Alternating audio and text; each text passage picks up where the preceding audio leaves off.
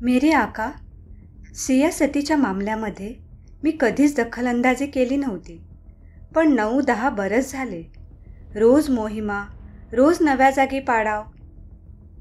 पातशाचा डेरा असला म्हणून काय झालं?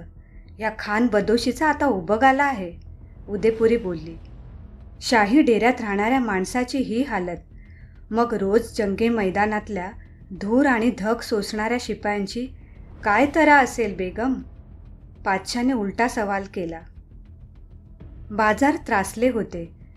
जादा रोज मुऱ्यासाठी फौजी बेताब झाले होते. अनेक बेहडे वाढीव पगारासाठी अडून बसले होते. त्या साऱ्या सवालांची चिंता पातशाला सतावीत होती. उदेपुरी पुढे बोलली. आता बाकी काय राहिलं आहे? संभाही गवसला.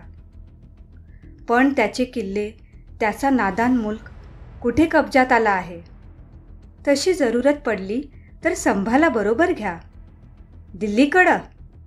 क्यों नाही? बेगम, हा जंग आम्ही अशा चोटीला नेऊन सोडला आहे की आम्ही निम्म्यातून पळू म्हटलं तरी मुमकिन नाही.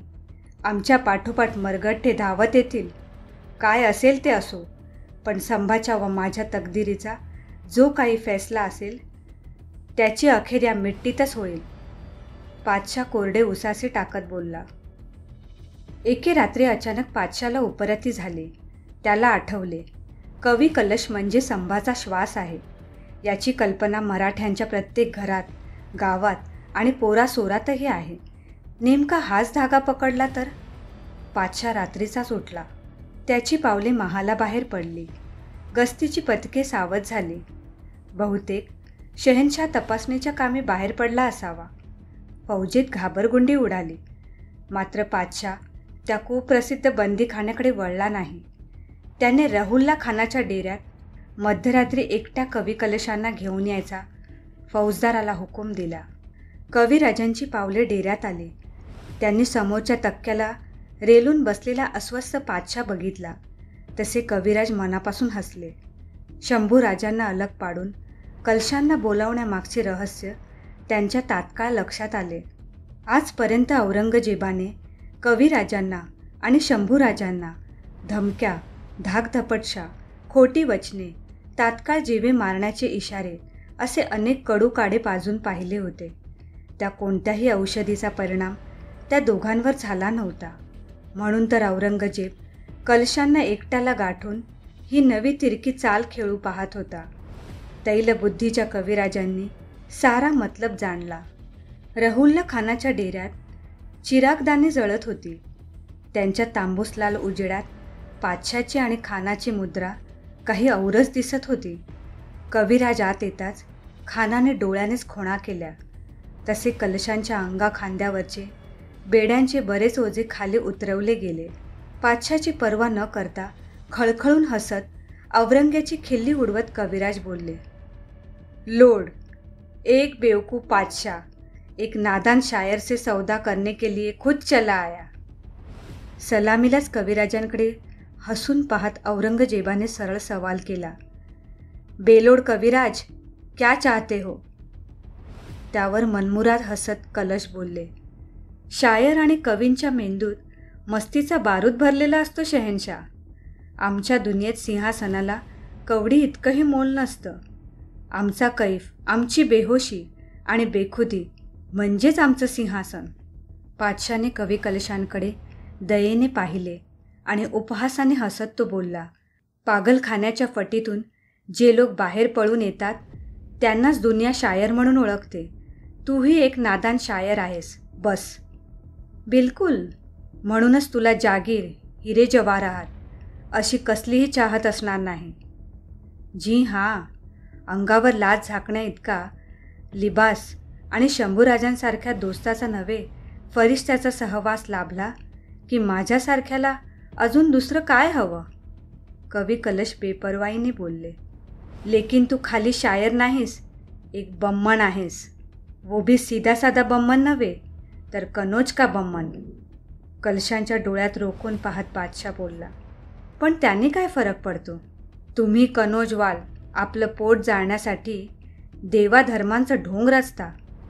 गंगेकाठी तीर्थासाठी आलेल्या यात्रेकरूंना दौलतीच्या लालचेनं लुटता, त्यांच्या अंगावरचे गहने ओरबाडून घेता, त्या यात्रेकरूंना बेचाऱ्यांना गंगेच्या वाळूमध्ये दफन करता आणि त्यांना जन्नत मिळाली असा उलटा संदेशा त्या बदनसीब यात्रेकरूंच्या घरी पाठवून देता. हुजूर, तुम्हाला काय म्हणायचं आहे? तूही त्याच कनोजचा एक बम्मन आहेस, एक भूका प्यासा बम्मन. लेकिन पातशाह, तुझ्याकडे आमचं तसं छोटंसंच काम आहे. त्या संभाचा मुख्य दिवाण, वजीर आझम म्हणून तुला सारे मरगट्टे ओळखतात. त्या संभासह तू गिरफ्तार झाला आहेस ही खबर चारों तरफ केव्हाच फैलावली आहे. अभी बस आपको इतना ही करना है. काय? तुझ्या स्वतःच्या सही शिक्क्यानं मराठ्यांच्या प्रत्येक किल्लेदाराला एक खुला हुकुमनामा धाडायचा. संभाजीने आपली जान बचावण्यासाठी औरंगजेब पातशाची सौदा केला आहे असं दडपून सांगायचं.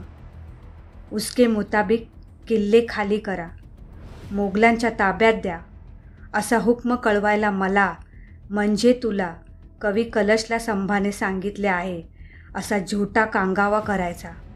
खोटे हुकूम? शंभूराजांच्या नावे खोटे हुकूम? कलश: हां, क्यों नहीं? कम्बक शायर, या एका छोट्याशा शाही सेवेबद्दल तुला मालामाल करू. बोलो, कौन सी जागीर चाहिए तुझे? बरेली, ससाराम, कानपूर या आग्रा? आपले इच्छित साधण्यासाठी घाईला आलेला पातशाह विचारू लागला. कलशांनी पातशाकडे उपहासाने आपादमस्तक पाहिले. पातशाच्या कुत्सित नजरेला आपल्या निर्धारी नजरेने जाळत कविराज उत्तरले, पातशाह सलामत, आपण खूप कमीने आहात. हे तुमच्या शहजाद्या अकबरापासून अनेकांनी आम्हाला सांगितलं होतं. लेकिन आज तो मुझे पता चला कि आप तो दुनिया के सब कमीनों के, मक्कारों के सरताज हो. जबान संभालो बेवकूफ, पातशाह कडाडला.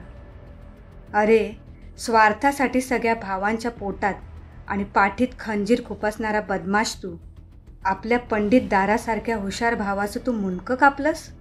ते धुतलेलं ताजं मुंडकं एखाद्या खेळण्यासारखं मांडीवर घेऊन तू ते बराच काळ निरखत बसलास. इतका तू हैवान. आपल्या जन्मदात्या मात्या पित्याचं पिण्याचं पाणी तोडणारा तू एक हरामजादा.